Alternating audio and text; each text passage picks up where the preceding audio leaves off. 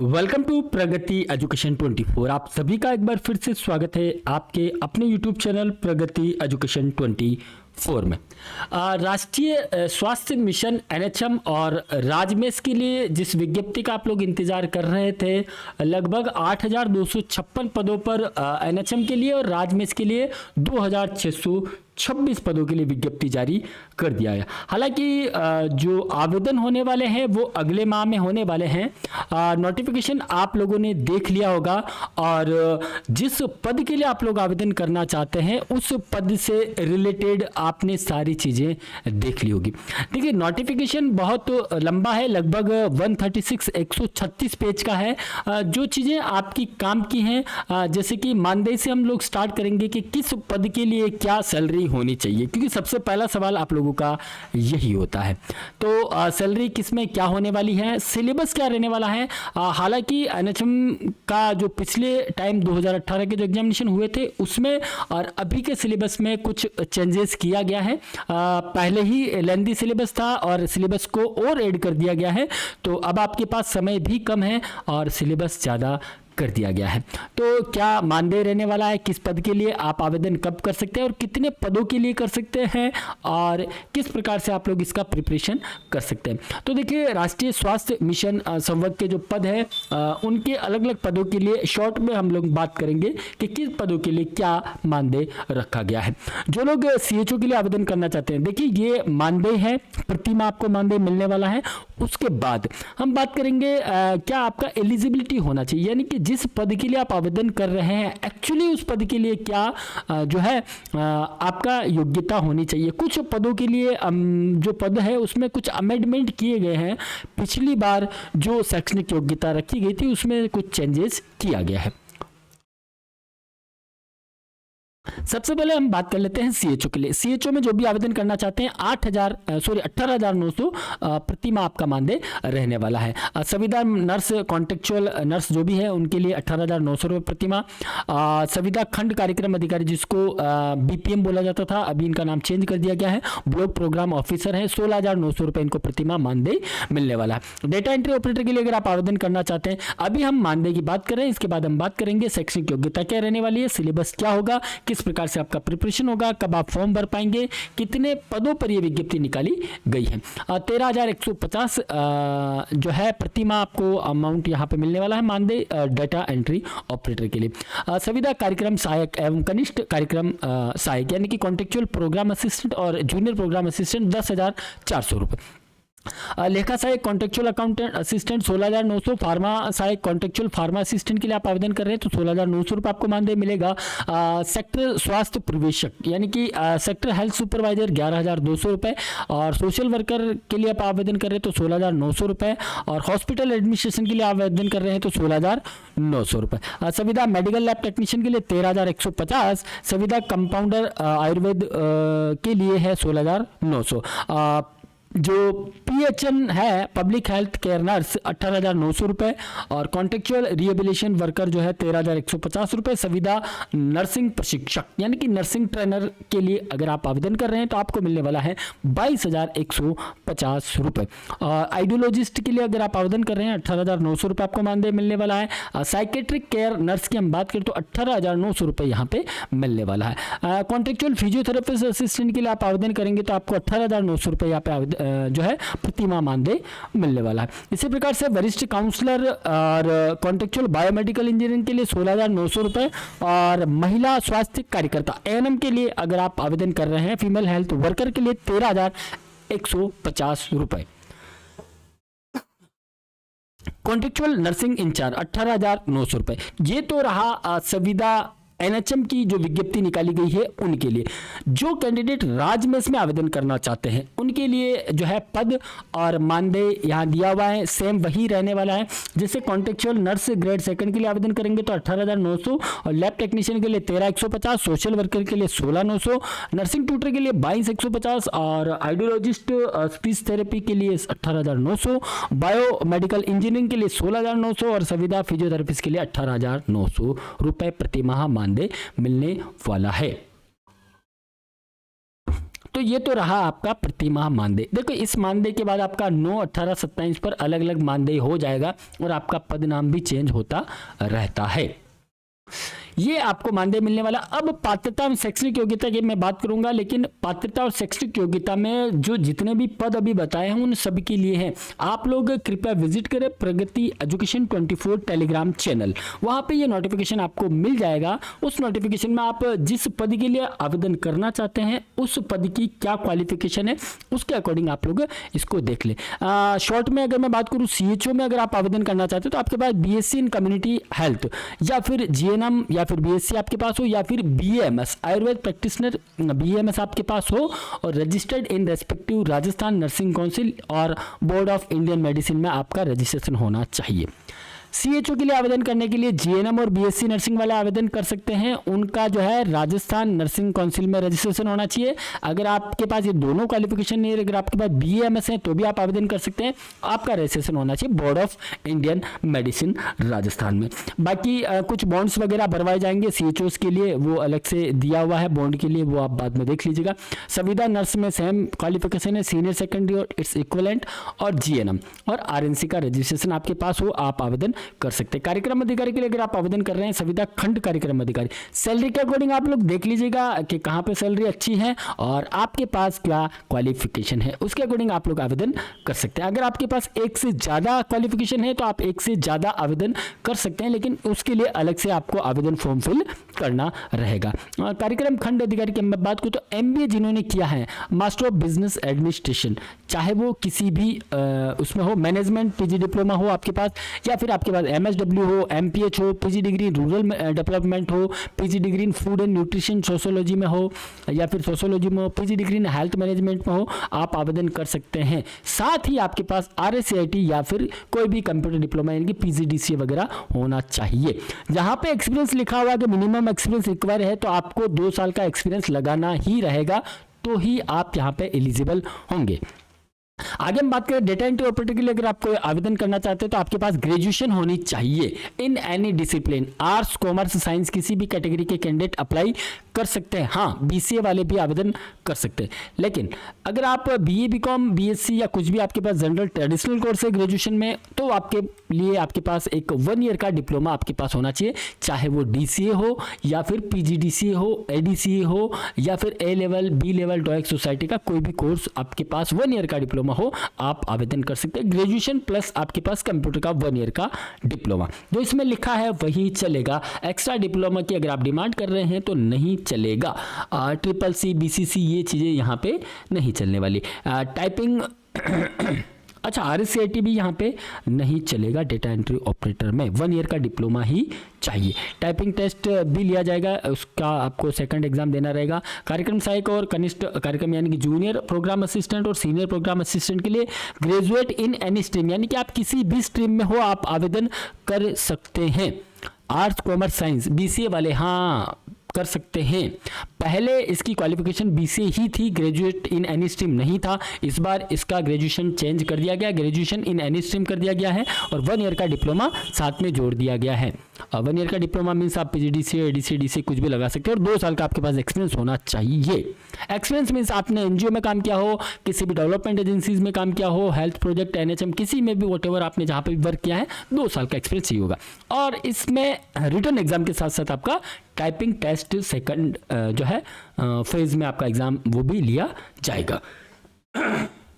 संविदा लेखा सहायक जो अकाउंटेंट के लिए आवेदन करना चाहते हैं, ग्रेजुएट इन कॉमर्स, कॉमर्स में ग्रेजुएशन किया हुआ हो, BA नहीं चलेगा, BCom चल जाएगा। BCom अगर आपने किया है तो आप इसमें आवेदन कर सकते हैं। चार्टर्ड अकाउंटेंट CA इंटर कर सकते हैं, company secretary CS inter from university या institution establish by law in India, यानी कि आपने BCom किया तो भी आप आवेदन कर सकते हैं और ये क्वालिफिकेशन है तो आपकी आप आवेदन कर सकते हैं, लेकिन 2 साल का आपके पास रिलेवेंट फील्ड में एक्सपीरियंस होना आवश्यक है। संविदा फार्मा साई की हम बात करें तो डिप्लोमा डिग्री इन फार्मेसी में आपके पास हो, रजिस्टर्ड फार्मासिस्ट आप हो। संविदा सेक्टर परिवेशक की हम बात करें तो ग्रेजुएशन प्लस RSAT वाले आवेदन कर सकते हैं और 1 साल का आपके पास एक्सपीरियंस चाहिए। लिस्ट बहुत लंबी है, आप लोग जहां आवेदन करना चाहते हैं एक बार आप इसको देख लें। MSW वगैरह है, बहुत सारी चीज़ें इसमें दी हुई है। इसमें 3 इयर्स का आपके पास होना चाहिए। संविदा अस्पताल प्रशासक एडमिनिस्ट्रेशन मैनेजमेंट के लिए MPH चाहिए, या पोस्ट ग्रेजुएट डिग्री हो, PG diploma in health management हो, MSW हो तो आप आवेदन कर सकते हैं। 2 साल का एक्सपीरियंस चाहिए। मेडिकल लैब टेक्नीशियन के लिए 12वीं पास इन बायो में और आपके पास DMLT होना चाहिए, या फिर diploma in blood bank technology या फिर DMLT, दोनों में से कोई भी एक हो आपके पास तो आप यहाँ आवेदन कर सकते हैं। राजस्थान पैरामेडिकल काउंसिल में आपका रजिस्ट्रेशन होना आवश्यक है। संविदा कंपाउंडर आयुर्वेद की हम बात करें तो BSc इन आयुर्वेदा नर्सिंग में 4 साल का आपके पास डिग्री हो तो आप यहाँ आवेदन कर सकते हैं। पब्लिक हेल्थ केयर नर्स में आप आवेदन करना चाहते हैं तो BSc नर्सिंग आपके पास हो, इक्विवेलेंट कोई भी कोर्स हो, या फिर RNC में आपका रजिस्ट्रेशन साथ में हो।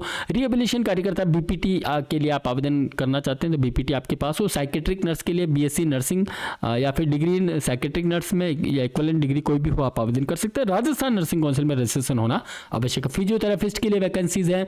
बायोमेडिकल इंजीनियरिंग के लिए BE-BTech वाले आवेदन कर सकते हैं। संविदा महिला स्वास्थ्य कार्यकर्ता ANM के लिए आवेदन करने के लिए आपके पास 10th स्टैंडर्ड लिखा है यहाँ पे, और ANM यानी कि कुछ कैंडिडेट ऐसे हैं जिन्होंने पहले 10th बेस पर ANM किया है, इसलिए 10th स्टैंडर्ड यहाँ लिखा हुआ है। बाकी अभी 12th के बाद ही ANM होता है, जो कि 2 ईयर का होता है, 2 साल का ANM होता है। तो आप ऐसे कैंडिडेट हैं जो 10th ऑनवर्ड, यानी कि ऐसा नहीं कि सर मैंने 12th के बाद ANM किया तो मैं नहीं फिल कर सकती हूँ, क्या कर सकते हैं आप। ये ऑनवर्ड किया है 10th standard with auxiliary nurse midwifery, आपके पास आवेदन करने के लिए आप योग्य है। राजस्थान नर्सिंग काउंसिल में आपके पास जो है रजिस्टर्ड होना आवश्यक है। इसी प्रकार से नर्सिंग इंचार्ज के लिए BSc नर्सिंग चाहिए। राजमेश की मैं बात करूँ वो संविदा के कंप्लीट हो चुके हैं। राजस्थान मेडिकल एजुकेशन सोसाइटी संवर्ग पद के लिए अगर आप आवेदन करना चाह रहे हैं संविदा नर्स ग्रेड 2 के लिए 12वीं पास और GNM और RNC का रजिस्ट्रेशन, वही लैब टेक्नीशियन के लिए 12वीं पास विद बायो और DMLT या फिर डिप्लोमा ब्लड बैंक टेक्नोलॉजी का आपके पास हो तो आप कर सकते हैं। सोशल वर्क के लिए MSW और PG diploma in sociology administration development है ना, बहुत सारे BDS वगैरह कुछ भी कोर्सेज आपके पास हो इनमें से आप आवेदन कर सकते हैं। और 3 साल का आपके पास एक्सपीरियंस होना, देखिए जहां पे मिनिमम एक्सपीरियंस लिखा है वहां पे आपको एक्सपीरियंस की जरूरत पड़ेगी, आपके पास एक्सपीरियंस होना चाहिए। संविदा नर्स ट्यूटर के लिए BSc नर्सिंग और RNC का रजिस्ट्रेशन होना चाहिए। आइडियोलॉजिस्ट स्पीच थेरेपिस्ट के लिए BSc स्पीच एंड हियरिंग या फिर डिप्लोमा या बैचलर डिग्री इन आइडियोलॉजिस्ट या स्पीच लैंग्वेज पैथोलॉजीज में आपके पास हो। बायोमेडिकल के लिए BE-BTech चाहिए। बायोमेडिकल इंजीनियरिंग के लिए यहाँ पे आप आवेदन कर सकते हैं। तो ये योग्यताएँ हैं, एक बार आपकी योग्यता परख ले कि आप लोगों ने क्या कोर्स किया हुआ है और आप किस पद के लिए आप योग्य है, कहाँ आप आवेदन कर सकते हैं। बाकी आयु की अगर मैं बात करूं तो 1 जनवरी 2026 को जो है आप मिनिमम 21 वर्ष पूर्ण कर चुके हो और मैक्सिमम 40 वर्ष के आप नहीं हुए हो तो आप आवेदन कर सकते हैं। मैक्सिमम 40 वर्ष इसमें रखा गया। बाकी देखिए नियमानुसार जो भी कैटेगरी है उसमें नियमानुसार छूट मिलने वाली है, वो एक बार आप नोटिफिकेशन पढ़ लीजिएगा। पेंशन की हम बात करें तो Rajasthan contractual high to civil post rule 2022 के अंतर्गत संविदा कर्मी को पेंशन के परिलाभ दे होंगे। NPS की कटौती होती है आपकी सैलरी में से तो ये आपको मिलने वाली है। विवाह पंजीयन जरूरी है अगर आपका विवाह हो चुका है तो। आवेदन सर कब कर पाएंगे, कैसे होगा आवेदन? आप लोग 18 फरवरी 2025 से, देखिए 18 दिन पहले आपको बोर्ड ने चेता दिया है कि आप लोग आवेदन करने के लिए एकदम तैयार हो जाए, प्रिपेयर हो जाए। 18 फरवरी से आप आवेदन कर सकते हैं जो कि 19 मार्च 2025 तक चलने वाला है। सर परीक्षा कैसे होगी, कब आयोजन होगा? परीक्षा का आयोजन होगा 2 जून 2025 से लेकर 13 जून 2025 तक। वैसे कैटेगराइज पदों के अकॉर्डिंग डेट दी हुई है कि किस डेट को किसका एग्जाम होने वाला है। आप लोगों के पास 4 से 5 महीने समझ लीजिए, मान लीजिए इतना है, 6 महीने है वैसे तो, पर 6 महीने नहीं मान सकते। जनवरी कंप्लीट हो चुका है तो आप लोग तैयारी में जुट जाए। सिलेबस बहुत ज़बरदस्त लेंथी कर दिया गया है। पिछली बार के सिलेबस को देखते हुए इस बार सिलेबस में बहुत सारी चीज़ें ऐड की गई है। सिलेबस की हम बात करेंगे तब हम उसके बारे में बात कर लेंगे। बाकी ये आवेदन इस प्रकार से आप कर सकते हैं। और अगर मैं इसमें बात करूं ओके, सिलेबस की एक बार हम बात कर लेते हैं। कैटेगराइज भी इसमें दिया हुआ कि टीएसपी में कितने पद है और नॉन टीएसपी में कितने पद है। देखिए जितने भी पदों पर ये विज्ञप्ति निकाली गई है, एनएचएम के 8,256 और राजमेष के 26 पदों पर जो वैकेंसी निकाली गई है, इन सभी का परीक्षा स्कीम ये रहने वाला है सभी पदों के लिए। तो इसकी आप गांठ बांध लीजिए कि किस प्रकार से आपको इस जो है एग्जाम को क्रैक करना है। सर संविदा की वैकेंसी है, कितने साल रखा जाएगा? इसमें लिखा हुआ है कि 1 साल योजना खत्म होने के बाद जो है समाप्त हो जाएगी आपकी, लेकिन ऐसा कुछ नहीं होता है। आप लोग उसकी टेंशन ना ले, बस आप टेंशन केवल ये ले कि आपको ये एग्ज़ाम किस प्रकार से क्रैक करना है। 2, 3, 4, 5 साल बाद आप लोग इसमें जो है संविदा से परमानेंट हो ही जाएंगे। एग्जाम की हम बात करें तो देखिए सीबीटी मोड में भी हो सकता है, डिपेंड ऑन फॉर्म कितने आते हैं उसके अकॉर्डिंग। बाकी हमारी सीट तो है ही जिंदाबाद। एमसीक्यू क्वेश्चंस आने वाले हैं। परीक्षा का समय 2 घंटा 30 मिनट, 150 मिनट का एग्जाम होने वाला है। प्रश्न पत्रों की संख्या की हम बात करें तो 150 प्रश्न पत्र की प्रश्नों की संख्या रहने वाली है। प्रत्येक प्रश्न 3 अंक का होगा। लगभग 450 मार्क्स का ये पेपर होने वाला है। नेगेटिव मार्किंग रही है, इसके अंदर माइनस मार्किंग की जाएगी। न्यूनतम उत्तीर्ण का बात करेंगे 40% तो आपको लाने आवश्यक है। बाकी SC/ST को 5% की छूट यहाँ पे दी हुई है। यही परीक्षा पैटर्न रहने वाला है। 150 प्रश्न आपके आने वाले हैं। सिलेबस की हम बात कर लेते हैं। सिलेबस आप लोग जिस पद के लिए आवेदन कर रहे हैं उसके अकॉर्डिंग देख लीजिएगा। एक सिलेबस में आपको यहाँ पे दिखाई देता हूँ। देखिए CHO की मैं बात करूँ, सिलेबस सबका सेम रहने वाला। सेम मतलब कैसे रहने वाला समझिएगा। सबसे पहले जो general knowledge and general science and current affairs, ये सभी पदों के लिए मांगा गया है 45 मार्क्स का। सभी पदों के लिए आपको इसकी तैयारी करनी है। करंट अफेयर्स की, जनरल साइंस की आपको तैयारी करनी है। जनरल हिंदी और इंग्लिश सभी के लिए ऐड किया गया है। जनरल हिंदी और इंग्लिश यानी हिंदी ग्रामर और इंग्लिश ग्रामर, ये दोनों एक्स्ट्रा ऐड कर दी गई है इस बार सिलेबस में। ये आपको तैयारी करनी है।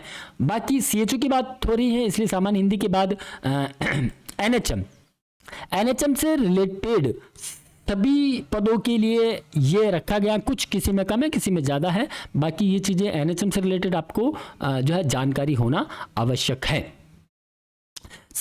नॉलेज ऑफ कंप्यूटर, कंप्यूटर के भी इसमें क्वेश्चंस रखे गए हैं। कंप्यूटर के क्वेश्चंस भी आप आने वाले हैं। बेसिक कंप्यूटर सब में मिलेगा। Topic related to professional qualification, यानी कि ये जो पार्ट रहने वाला है, चाहे आप किसी भी पद के लिए आवेदन कर रहे हैं, चाहे आप नर्सिंग ट्यूटर कर रहे हैं, चाहे आप ANM के लिए कर रहे हैं, किसी भी पद के लिए कर रहे हैं, तो आपसे संबंधित ये GNM है यानी कि CHO है, इसलिए CHO से रिलेटेड यहाँ पे क्वेश्चंस आपको पूछे जाएंगे, जो कि 270 मार्क्स के सबसे ज़्यादा होने वाले। यानी कि आपकी पकड़ आपके सब्जेक्ट पर होनी चाहिए, और जिसकी पकड़ GK और हिंदी इंग्लिश में है वो तो एग्जाम को क्रैक कर ही लेंगे। बाकी आप लोगों को बहुत सारे जो नोट्स वगैरह है वो भी हम लोग कोशिश करेंगे कि टेलीग्राम चैनल प्रगति एजुकेशन 24 पर अवेलेबल करवा पाएंगे। बाकी आप लोग जो है ये वेबसाइट है एक sankalpstudy.com करके, यहाँ से भी जो है आप लोग आपकी तैयारी कर सकते हैं। आप लोग सीधे आ जाएं। यहाँ पे आने के बाद देखिए NHM दिया हुआ है, या फिर आप ऑनलाइन कोर्सेज में चले जाएं तो यहाँ पे मेडिकल NHM, देखिए मेडिकल के अंदर NHM दिया हुआ है। इसमें NHM राजस्थान ANM दिया हुआ है। अभी फिलहाल ANM का यहाँ पे पोस्ट किया हुआ है ANM की तैयारी के लिए। इसमें वीडियोस वगैरह भी है कुछ, और लाइब्रेरी के कुछ 67 PDFs वगैरह आप यहाँ पे क्लिक करके GK भी मिल जाएगा आपको, कंप्यूटर भी मिल जाएगा, है ना, पुराने पेपर्स भी मिल जाएंगे, स्टडी मटेरियल, बहुत सारी चीज़ें यहाँ पे है। तो आप लोग यहाँ से भी तैयारी कर सकते हैं। NHM की बाकी चीज़ें इस वेबसाइट पर अपडेट होती रहती हैं, आप लोग यहाँ से देख लीजिएगा। तो आप फिर से हम चलते हैं उसी सिलेबस की तरफ। ये सिलेबस इस प्रकार से रहने वाला है। तो सभी का सिलेबस लगभग सेम रखा गया है। हिंदी इंग्लिश ऐड कर दिया गया है एक्स्ट्रा, वो आपको और पढ़ना रहेगा। ये सिलेबस है, एक बार आप देख ले कंप्लीटली। ये पूरा सिलेबस सभी सब्जेक्ट्स के लिए दिया हुआ है।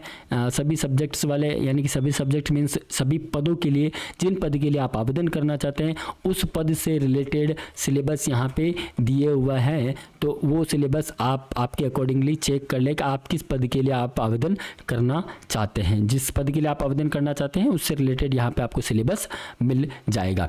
इसी प्रकार देखिए संविदा महिला कार्य स्वास्थ्य कार्यकर्ता की मैं बात करूँ एनएम की फीमेल हेल्थ वर्कर 450 मार्क्स का होने वाला है। देखिए general knowledge, general science and current affairs यहाँ पे भी दिया हुआ है। इसके साथ जनरल हिंदी और इंग्लिश दिया गया है। हिंदी और इंग्लिश के 45 मार्क्स के यहाँ पे क्वेश्चंस यहाँ आने वाले हैं। हिंदी और इंग्लिश के बाद आपको जो है national health mission, introduction to RMN-CHA plus A, इनके बारे में आपको नॉलेज होना चाहिए NHM से रिलेटेड, क्योंकि NHM की वैकेंसीज है। नॉलेज ऑफ कंप्यूटर, कंप्यूटर से बारे में आपको डिटेल नोटिफिकेशन हो। Topic related to professional qualification, जो भी आपकी प्रोफेशनल क्वालिफिकेशन है उससे रिलेटेड, यानी ANM के दोनों ईयर के जो 6 सब्जेक्ट आप लोगों ने पढ़े हैं, 4 सब्जेक्ट फर्स्ट ईयर में और 2 सब्जेक्ट सेकंड ईयर में, उनसे रिलेटेड पूरी डिटेल यहाँ पे पूछी गई है। तो एक बार आप ये सिलेबस जरूर से देख लें। और बाकी विज्ञप्ति जारी कर दी गई है, डेट मैंने आपको बता दी किस प्रकार से आपको जो है आवेदन करना है। कुछ सवाल आपके रहेंगे। कुछ पदों की अगर मैं बात कर लेता हूँ, जो NHM के पद रखे गए हैं, देखिए CHO के लिए 2634 पद रखे गए हैं, TSP और नॉन TSP दोनों के लिए है, देख लीजिएगा। संविदा नर्स, कॉन्ट्रेक्चुअल नर्स के लिए 1941 पद है, जिसमें TSP के लिए, नॉन TSP के लिए पद है। BPM यानी कि ब्लॉक प्रोग्राम ऑफिसर BPO 42 पद है नॉन TSP और 11 पद TSP के लिए। टोटल 53 पदों पर विज्ञप्ति जारी की गई। डेटा एंट्री ऑपरेटर के लिए अगर आप आवेदन कर रहे हैं तो 148 पद और 29 पद TSP में है। TSP के कैंडिडेट नॉन TSP में आवेदन कर सकते हैं, लेकिन नॉन TSP के कैंडिडेट TSP में आवेदन नहीं कर सकते, ये थोड़ा सा आप ध्यान रखिएगा।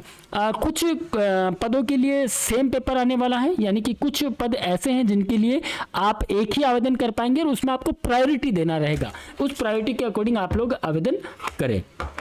बाकी कुछ पदों का, जैसे जूनियर प्रोग्राम असिस्टेंट की बात करें तो 144 नॉन TSP के लिए, 2 पद आपको TSP में देखने को यहाँ पे मिलेंगे। 146 पदों पर विज्ञप्ति है। अकाउंट असिस्टेंट के लिए 231 और 41, टोटल 272 272 पदों पर विज्ञप्ति है। फार्मा सहायक की हम बात करें, फार्मा असिस्टेंट 457, 42 499 पदों पर, और सेक्टर हेल्थ सुपरवाइजर 519, 46 और 565 पदों पर। कॉन्ट्रेक्चुअल सोशल वर्कर, सामाजिक कार्यकर्ता के लिए 72 पदों पर विज्ञप्ति जारी किया गया, जिसमें 3 पद TSP के लिए रखे गए। इसी प्रकार से हॉस्पिटल एडमिनिस्ट्रेशन के लिए 44 पद हैं और मेडिकल लैब टेक्नीशियन के लिए 414 पद हैं। संविदा कंपाउंड अंडर आयुर्वेद 247 प्लस 24 261 पद 261, और PHM पब्लिक हेल्थ नर्स के लिए 95 प्लस 7 यानी कि 102 पदों पर विज्ञप्ति है। रिहेबिलिटेशन वर्क 630 और 3 633 पदों पर। संविदा नर्सिंग प्रशिक्षक 52 प्लस 4 56 पदों पर विज्ञप्ति जारी की गई है। बाकी संविदा आइडियोलॉजिस्ट की हम बात करें तो 29 और 13 42 पद हैं। साइकेट्रिक केयर नर्स के लिए 49 पद है, और फिजियोथेरेपिस्ट के लिए आवेदन करना चाह रहे हैं तो आप 58 पद है। काउंसलर के लिए 40 पद है, और बायोमेडिकल वेस्ट इंजीनियरिंग के लिए अगर आप आवेदन करें तो 35 पद है। और संविदा महिला स्वास्थ्य कार्यकर्ता 159 पद महिला स्वास्थ्य कार्यकर्ता के निकाले गए, हालांकि कम पद निकाले गए हैं। TSP में एक भी पद नहीं दिया गया है, तो ऐसा नहीं है कि जो TSP कैंडिडेट है वो आवेदन ना करेंगे, सर हमारे TSP में तो पद ही नहीं है तो हम क्या करें। आप लोग आवेदन कर सकते हैं नॉन TSP के लिए। तो 159 NM के लिए पद हैं। संविदा नर्सिंग इंचार्ज के लिए 4 पद है, जिसमें TSP में पद नहीं है। कुल पदों की हम बात करें तो 8256 कुल पदों के लिए NHM की विज्ञप्ति है, जिसमें 428 पद तो TSP के हैं और 7828 पद आपको मिलने वाले हैं नॉन TSP के लिए। इसी प्रकार से राजमेस की विज्ञप्ति की हम बात करें तो राजमेस में भी जो है नर्सिंग ट्यूटर की, कॉन्ट्रेक्चुअल की, आइडियोलॉजिस्ट की, इनकी विज्ञप्ति निकाली गई। 4850 नॉन TSP, TSP में इनमें से लगभग सभी पदों पर विज्ञप्ति है। TSP में 5142 पदों पर विज्ञप्ति जारी किया गया है। बाकी पदवार बात करें तो एक देखिए, आप ये वाला पॉइंट एक बार आप जरूर से पढ़ लीजिएगा। जो NHM और राजमेस है उनका एक कंबाइन एग्जाम होने वाला है, जिसकी एक ही परीक्षा होगी, यानी कि BSc नर्सिंग वाले संविदा नर्स, संविदा मेडिकल लैब टेक्नीशियन, संविदा सामाजिक कार्यकर्ता, आइडियोलॉजिस्ट, बायोमेडिकल इंजीनियरिंग, संविदा फिजियोथेरेपिस्ट, इन पदों के लिए एक ही जो है एग्जाम होने वाला है, एक ही परीक्षा होगी। आपको फॉर्म भरते टाइम इनमें आपको प्रेफरेंस देने का, आपको अगर नंबर आ जाता है तो पहली प्रेफरेंस आपकी क्या रहेगी, आप कहाँ जाना चाहेंगे, ये आप थोड़ा सा ध्यान रखिएगा। देखिए यहाँ लिखा हुआ, जैसे कि मैं पहले बात कर रहा था कि ये पद केवल 1 वर्ष या से बड़ी अवधि तक, परियोजना अवधि तक रहेगा, तो इसकी आप टेंशन ना लें इस पद की, इस लाइन की। बाकी आप लोग समझदार है। ऑनलाइन आवेदन की प्रक्रिया जो RSMS की वेबसाइट पर जाके कर सकते हैं। एक बार पंजीयन शुल्क आपको OTR नहीं किया हुआ तो 600 रुपये आपको जनरल सामान्य को, OBC के लिए 400 और SC ST दिव्यांगजन के लिए SC ST के लिए 400, दिव्यांगजन के लिए भी 400 रुपये आपको यहाँ पे जो है फीस देना रहेगा। बाकी कैटेगरी वाइज यहाँ दिया हुआ है कि किस पदों पर कितनी विज्ञप्ति है, कौन सी कैटेगरी के लिए क्या पद रखे गए हैं। हॉरिजॉन्टल रिजर्वेशन भी यहाँ पे दिया हुआ है, एक बार आप ये चीज़ जरूर से देख ले कि किस प्रकार से आपके जो है पद दिए गए हैं, सभी पदों के लिए है। वीडियो बहुत लंबा हो जाएगा, आप लोग एक बार देख ले, बस आप अपने पदों के हिसाब से आप देख लें कि किस पद पे आप आवेदन करना चाह रहे हैं और उस पद पर विज्ञप्ति के अकॉर्डिंग आपका क्वालिफिकेशन है या नहीं। बाकी फिर भी अगर कोई रह गया हो इम्पोर्टेंट पॉइंट इसमें तो आप लोग कमेंट कर सकते हैं, हम लोग कोशिश करेंगे आपकी कमेंट्स का रिप्लाई करने के लिए। तो आप लोग सभी जुट जाइए आपकी तैयारी में, हम आपके साथ हैं। मिलते हैं एक नई अपडेट के साथ, तब तक आप बने रहिए हमारे साथ।